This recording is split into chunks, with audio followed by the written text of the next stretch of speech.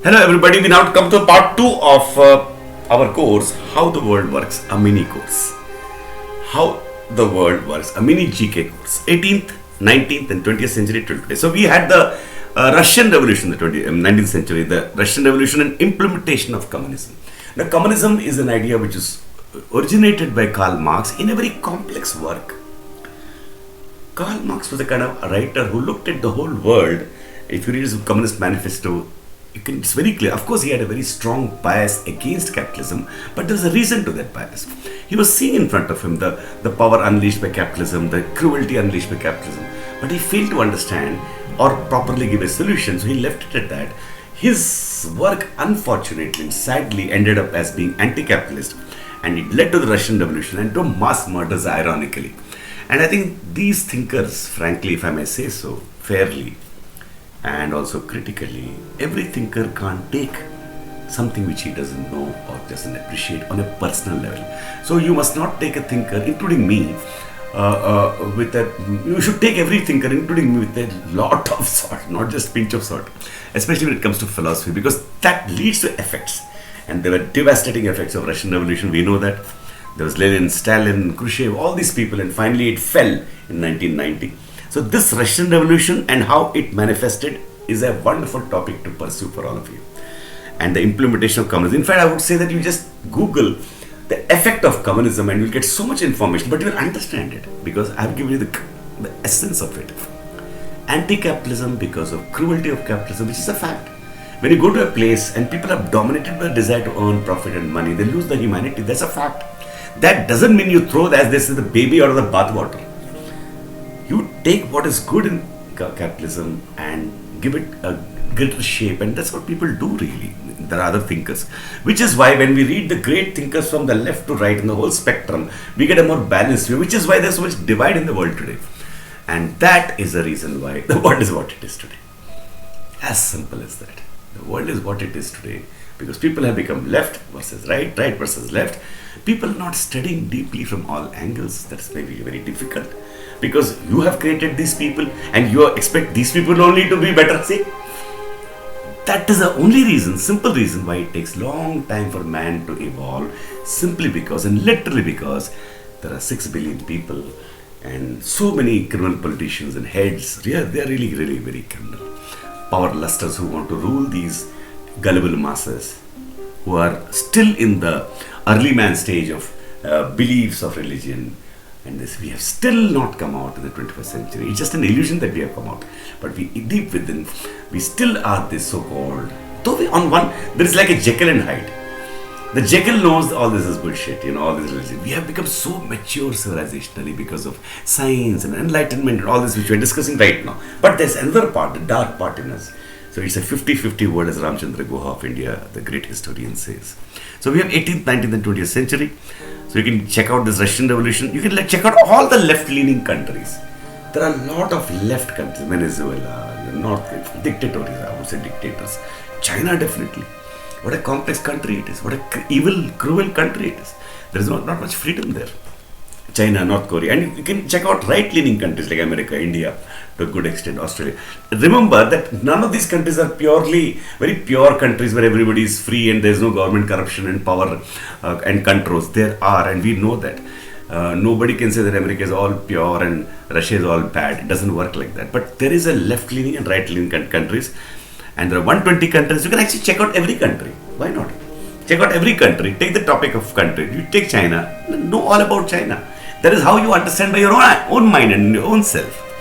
Understand China's ideology. I would say understand China's ideology. I have not mentioned there.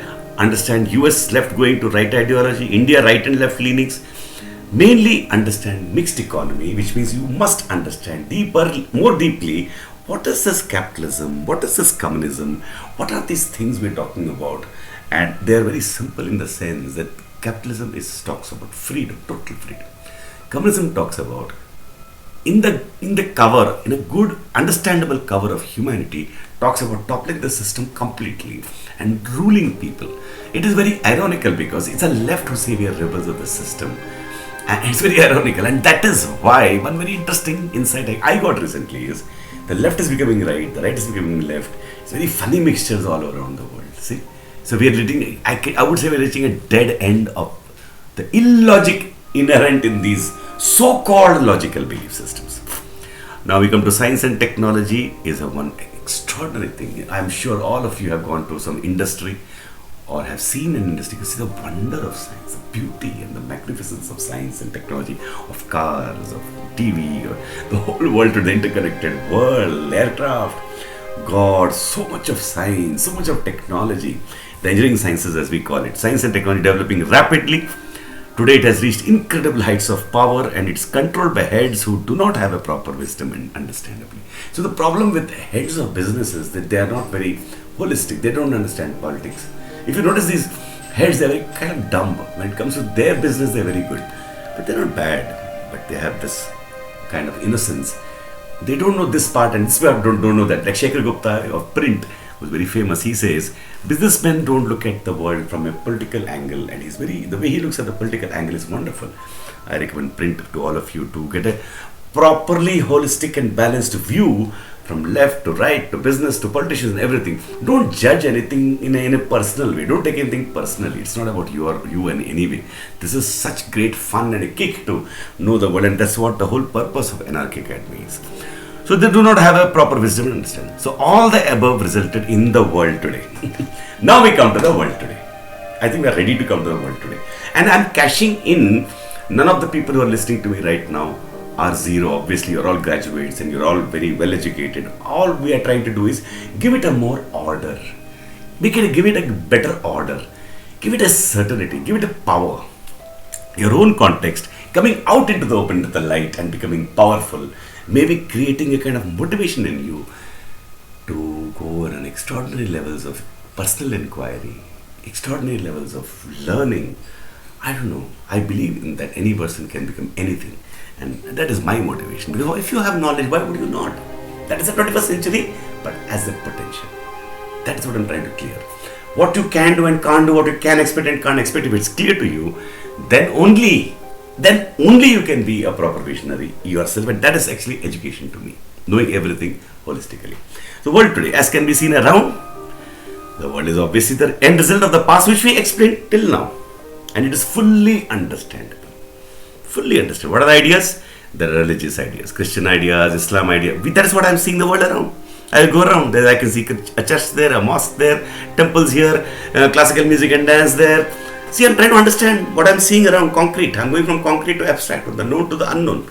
And they are all religious ideas with the religious history which we touched upon, and I gave you the headings. You can go deeper into it with your own search. Christianity, Islam, Hindu, Jewish, and many more religions. Sikhism, Jainism, many are there. These are still the mass ideas in crude tribalism and rituals, etc. I think it's a very well written sentence. Mass ideas, crude tribalism, rituals. Don't you think that we are all doing that only? Nothing wrong in it, but that's all we are doing. We're not questioning more than that. The mass 99% of people don't question more than that. How can we deny that fact? That this is what we have to study, understand, accept in the roots of it. And now I've given you that, and hence would be the default power. No man doesn't know. As I already stated, everybody knows everything, even their own stupidity. Even I know how stupid I can be. But hence would be but it's a default power. When certain stages in history come in, so certain passions are brought. Like in India right now, everybody's talking about anti-Muslim, Hindu, all the Hindutva, as if we didn't know all that. As if we are so stupid. India, in fact, is a wonderful country in which a live and let live has been demonstrated. Unfortunately, that is a problem with man. He has some inner motivation to deny. Envy, jealousy, hatred, we know very well, even we feel it inside also, are very dangerous emotions. When they are let out loose and they combine with power and ego and vanity, the cheap vanity of somebody wanting to rule you, getting that kick out of it, and the criminal people come on the top, they know how to do propaganda. That's exactly what we're seeing in the world today. See? Look at China, look at India, look at all these leaders. To feel, who are these people? I sometimes, who are these guys who are knowing us? I'm sure millions of people have talked about it, but not billions. There is a huge mass of people who don't know what they are. You can call them very naive and innocent, yeah. So privately we are living a wonderful life, I believe, but politically we do have these cycles. I think their cycles are inevitable. We can't do anything about it. And hence would be the default power that would be used by people, political leaders, criminal leaders to gain power over other people. Hence, these are the power variables, I like to call it. Now, these are not the only variables. Many people think religion is the only thing in the world. No, not at all. Not at all. This is the ignorance of people. There are Aristotelian ideas. Like the Aristotelian ideas are the ideas which are the roots of science and technology and freedom. Anybody who has done engineering or science, they know that. There's so much knowledge there. Then there are Platonic ideas. Really, people don't know this. There are Platonic ideas, which means that there's a justification, deep, irrational, illogical justification that there is some other supernature and we'll go into that heaven and all that, cultish thing, according to me.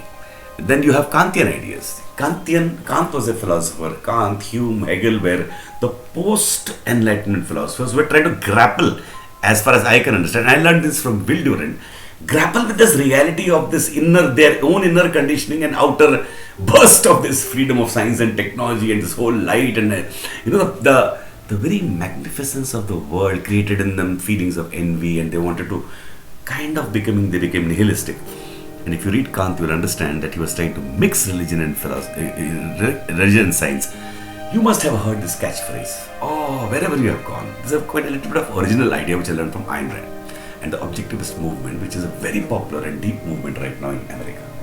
What I learned from them, this ideas of objectivism originated by Ayn Rand, and many more thinkers have expanded brilliantly in it, is that when you try to combine religion and science, you are denying both.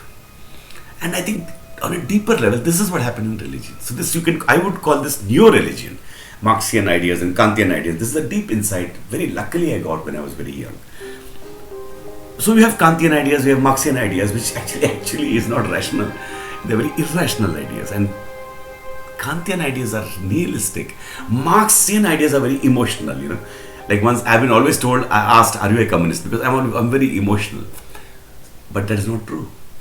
Marxian ideas are toppling the system, which is a big irony. So people who are always actively fighting for social justice are the ones who are not doing social justice, and that is why left is becoming right is becoming left. We are living in a highly confused world because we are seeing today the end result of all these illogical, idiotic ideas. But obviously there can't be only idiotic ideas. So we have this libertarian ideas, we have objectivist ideas, as I just mentioned, of Ayn Rand. Capitalist activism is there on the ground level. So we are living in a exactly 50 good, 50 bad world, if you like simple statements. Then you have a huge area called business and finance and economic ideas. So here you can check out Adam Smith, Hayek, Marx, Keynes and Ayn Rand. These are the, you can also check out Henry Hazlitt or Ludwig von Mises, which I have not mentioned here. Now, why I am mentioning all these thinkers? You must check out all these thinkers. Adam Smith defended capitalism, Hayek defended freedom, Marx was anti-capitalist, Keynes was the reason why today we are having economic crisis. He was the one who talked about printing money. So we are talking about this money supply, people talk about central banking and all that. It's a very simple thing at the root there. And we have Ayn Rand who talks about pure capitalism based on reason and reality and morality. It's a huge system. So these are the ideas you can check out, so that you will have a proper in-depth information from all angles, and once that is there in front of you, the truth speaks for itself. You don't have to punch the truth on somebody's face. You don't have to convince anybody of it. Truth seeking is not for propagating. Even now I'm not really propagating. Truth seeking is for itself. The beauty of it. The beauty of it. And that's what the great writers do. They're seekers. You have to be a seeker. Okay, you don't see full light at the end of the light, doesn't matter. But seek and you will find. So you have the full spectrum from left to right. We see countries. Now when you look at any country, you take out any country in the YouTube or a Google and search, you will find only these things in that country. Some tradition, some religion, some leftism, some rightism. These things become the catchwords through which you can start to understand the country in a fresh way and enjoy the first-handed exploration of something with your own eyes. Never follow others. In fact, we are doing this mini course so that you don't follow others. What do we see in education today? All are just memorizing. They don't know what they know, what they don't know, what they have to know. They go to classrooms and nobody's talking about it. And that's also a end result of history. Why is education like that? So that's the reason. Because people don't know. People don't know is a very big general knowledge. We see countless cities. People don't know, when I say people don't know, they don't know everything. They know only the little they know. We see countless cities, we see incredible goods and services and comforts. We see entertainment, education, self-learning, internet, unprecedented connected world, internet. What a wonder. We see totally evil leaders. I have to name them as evil, especially now, emerging with evil agendas to have power, to rule, just as they did in the whole of history. This is the most incredible dark side of the world. Many people find it very difficult to accept it also. And the bright side too, at the same time, is there, What's the bright side? The wonderful freedom we have, the wonderful technology we have in the better countries. The power of knowledge we have. As Guha says, Ramchandra Guha, it's a 50-50 world. And in the next video, we'll see the coming future. We'll stop here. In the second video, the third video, we'll see the coming future. There is a future which is coming and everybody is worried about that. So we'll put our take on that. Thank you so much.